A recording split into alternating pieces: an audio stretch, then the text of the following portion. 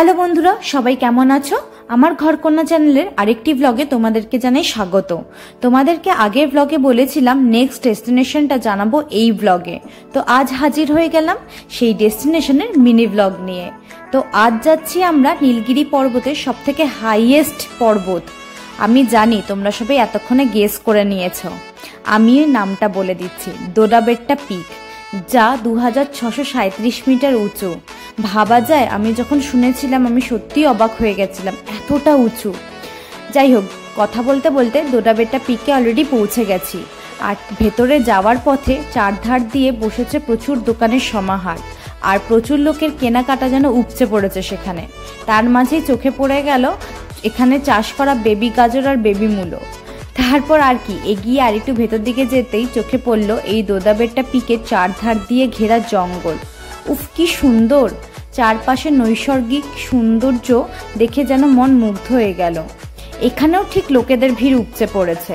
সত্যি বলতে কি বলতো, ভিড় আমার খুব একটা পছন্দ নয়। একা নিস্তব্ধতায় সময় কাটাতে বেশ লাগে আমার, তাও আবার সৌরভের সাথে। খুব পছন্দ সেরকম। কিন্তু কি আর করা যাবে, এসব জায়গায় ভিড় হবে না এটা ভাবাই অস্বাভাবিক। তাও এত ভিড়ের মাঝে বেশ লাগছিল, কিন্তু খারাপ একটুকু লাগেনি। চারপাশে পরিবেশটা মনোরম হয়েছিল। হঠাৎ করে কিছু লোককে দেখি সিঁড়িতে নিচে নেমে যাচ্ছে, সেই দেখে আমিও গেলাম তাদের পিছু পিছু। সেখানেও চারপাশটা দারুণভাবে সৌন্দর্যে ভরেছিল। তারপর সেখানে কিছু সময় কাটিয়ে কিছু ছবি তুলে বেরিয়ে পড়লাম আরেকটা জায়গার উদ্দেশ্যে। রাস্তা দিয়ে যেতেই চোখে এলো একটা দোকান, আর তার মাথার ওপর অনেকটা জায়গা জুড়ে ঘিরে রয়েছে একটি চা বাগান। এত সুন্দর লাগছিল, তাই আর লোভ সামলাতে না পেরে আমরাও চলে গেলাম। ওপরে উঠতেই অনেক ফুল আর ফলের গাছও চোখে পড়ল। বিশাল বড় জায়গা জুড়ে চোখে এলো একটি চা বাগান। তার মাঝে ঘুরে দেখার জন্য তৈরি করা হয়েছে একটি ছোট্ট সরু রাস্তা। বেশ লাগছিল কিন্তু চারিদিকে সবুজের মাঝে। বেশ একটা পজিটিভ এনার্জি ফিল করছিলাম। মনটাও খুব ভালো হয়ে গেছিলো। সারা দিনের ফ্রাস্ট্রেশন, ব্যস্ততা সমস্ত কিছু কাটিয়ে কখনো কখনো এরকম ঘুরতে এলে, আর এরকম জায়গায় ঘুরতে এলে মনটা সত্যি ভালো হয়ে যায়। সেটা আর বলার অপেক্ষা রাখে না। এই চা বাগানের একটা নাম আছে, যেটা হাই হিল টি গার্ডেন নামে পরিচিত।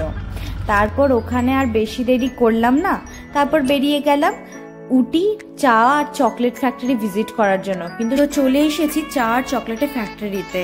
ভেতরে ঢুকেই প্রথমে চোখে এলো চকলেট তৈরি হচ্ছে সেই জায়গাটা, যেখানে চকলেটের প্রচুর মেশিন রাখা রয়েছে, এবং তার পাশাপাশি চকলেটের কিছু এক্সপ্লেনেশনও চলছিল টিভিতে।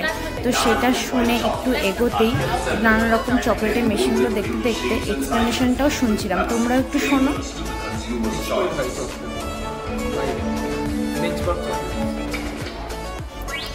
তারপর কিছুটা এগোতেই এখানে রাখা রয়েছে চকলেটের প্রচুর ডেমো। তা দেখে তো সৌরভ বলেই বসলো যে দেবে না। তারপর একটু এগোতেই পড়লো চা পাতার ফ্যাক্টরির জায়গাটা। সেখানে এই দিদিটা আমাদের চা পাতা নিয়ে সমস্ত রকম এক্সপ্লেনেশন করছিল। এই দিদিটা আমাদের অটো দিদি, ভীষণ ভালোভাবে আমাদেরকে ঘুরিয়েছে এবং সব জায়গায় নিজের দায়িত্ব নিয়ে গেছে। আর এখানে এটা দেখে দিদি বললো একটুখানি চা পাতাও মেশিনে দাও। সেই দেখে আমিও একটু উৎসাহ নিয়ে বেশ মেশিনের মধ্যে চা পাতাগুলোকে বারবার করে দিয়ে যাচ্ছে। দিদি সেখান থেকে হেল্প করছিল আমাকে।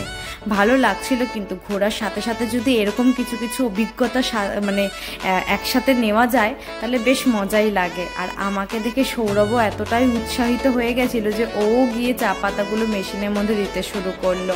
তা দেখে তো বাকি লোকগুলো এমনিই দাঁড়িয়ে পড়েছিল। যাই হোক, তারপর সেখান থেকে এগোতে ওখানেও টিভি ছিল, যেখানে এই চা নিয়ে নানা রকম এক্সপ্লেনেশন চলছিল। কোন চা কীভাবে বানানো হয় সেটা আমিও যখন শুনছিলাম তোমাদের একটু শুনিয়ে দিই। The tea leaves are rolled twice and dried twice, post which the stalk and flaky tea leaves are removed and packed. If you're a health or fitness enthusiast, green tea will be a great gift to you, as it contains a catchin called epigallocatchin, EGCG, which is a natural antioxidant that helps in preventing cell damage and have other benefits. These তারপর গেলাম আমরা সেই ফ্যাক্টরিতেই রয়েছে প্রচুর চা পাতার দোকান এবং চকলেটের দোকান। প্রথমে আমরা এলাম চা পাতার দোকানে। এখানে নানা রকম চায়ের ভ্যারাইটি সব দেখে বেশ ভালো লাগছিল, আর সৌরভ একটু চা পাতা কিনতেও ব্যস্ত হয়ে গেছিলো। তারপর গেলাম আমরা চকলেটের দোকানে। এখানে নানা রকম ভ্যারাইটি চকলেট, আর তার দামও একটু ভালোই ছিল, কিন্তু মানে ভ্যারাইটি চকলেট দিয়ে যে কী করা যায়, কত রকম কিছু হয় সেটা এখানে দেখলেই জানা যায়। তারপর আর কি ওখান থেকে বেরিয়ে পড়লাম, বেরিয়ে নেক্সট ডেস্টিনেশন আমাদের বোটানিক্যাল গার্ডেন গেলাম। আমরা পৌঁছে গেছি বোটানিক্যাল গার্ডেনে। এখানে এসে জানতে পারলাম এখানে টিকিট কেটে ভেতরে ঢুকতে হবে, আর টিকিটের প্রাইস ছিল বড়দের জন্য 50 টাকা, ছোটদের জন্য 30 টাকা করে। আর এন্ট্রি টাইমিং ছিল সকাল 7টা থেকে সন্ধ্যে 6:30 পর্যন্ত। তো যথারীতি আমরা টিকিট কেটে ভেতরে ঢুকে পড়লাম। ভেতরে ঢুকতেই এখানেও সেম জিনিসই দেখলাম, চারিদিকে লোকেদের ভিড়ে গমগম করছে পরিবেশটা। আর কি দুজন, আমি আর সৌরভ, এই ভিড়ের মাঝেই চারিদিকটা এক্সপ্লোর করতে শুরু করে দিলাম। ঘুরতে ঘুরতে এটুকু বুঝতে পারলাম এই বোটানিক্যাল গার্ডেনটা বিশাল বড় এরিয়া জুড়ে তৈরি করা হয়েছে। আর এর বিশেষত্ব ছিল ফ্লাওয়ার এক্সিবিশন, মানে ফুল দিয়ে নানা রকম জিনিস তৈরি করা হতো, পশু পাখি থেকে শুরু করে কোনো মানুষের স্ট্রাকচার, অনেক কিছু। কিন্তু আমরা যেই সময় ভিজিট করেছি সেই সময়টা ফুলের সিজন ছিল না, তাই সেই দেখার ভাগ্যটাও আমাদের ছিল না। কিছুটাই আসতে এই ম্যাপটা চোখে পড়লো, বেশ ভালো লাগছিল, তাই এখানে দাঁড়িয়ে দুদণ্ড ছবি তুলে নিলাম। তারপর একটু এগিয়ে চারিদিকটা ঘুরতে ঘুরতেই শুরু করলাম দেখতে।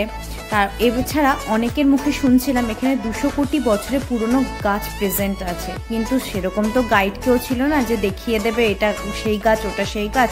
তো সেটুকু শুনলাম, সেটুকু থেকেই বুঝতে পারলাম যে অনেক পুরনো গাছ এরা নিজেদের এখানে প্রিজার্ভ করে রেখেছে। তো আর কি এইখানে দেখার মতো তো সেরকম কিছুই না, একটু নিজেরা ফটোশ্যুট করলাম, একটু পাগলামো করছিলাম, তার সাথে সাথে ঘুরেও বেড়াচ্ছিলাম। ব্যাস চারিদিক ঘুরতে ঘুরতে চারিদিকে সৌন্দর্য উপভোগ করতে করতে সন্ধেও হয়ে এলো, আর আমরা বেরিয়ে পড়লাম আমাদের হোটেলের গন্তব্যের দিকে। আজকের মতো এখানেই, এরপর নেক্সট কোথায় কোথায় গেছি সেটারও মিনি ব্লগ তাড়াতাড়ি নিয়ে আসবো তোমাদের জন্য। আর এই ব্লগগুলো কেমন লাগছে প্লিজ কমেন্টে জানিও। আজকের মতো টাটা, সবাই ভালো থেকো।